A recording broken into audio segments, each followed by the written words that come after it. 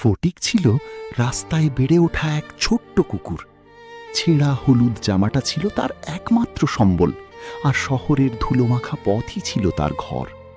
প্রতিদিন সে একই মোড়ে বসে মানুষদের দেখত, কারো হাতে খাবার, কারো হাতে ফুল, কারো চোখে তারা।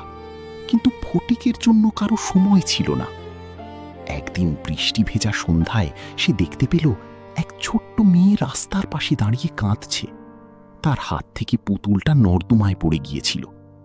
ফটিক ধীরে ধীরে এগিয়ে গেল, নিজের ছোট্ট থাবা দিয়ে পুতুলটা তুলে এনে মেয়েটার সামনে রাখল।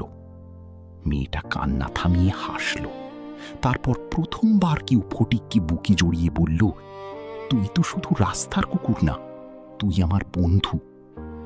সেদিন প্রথমবার ফটিক বুঝেছিল ভালোবাসা কখনো কিনে পাওয়া যায় না, একটা ছোট্ট হৃদয় দিয়েও জিতে নেওয়া যায়।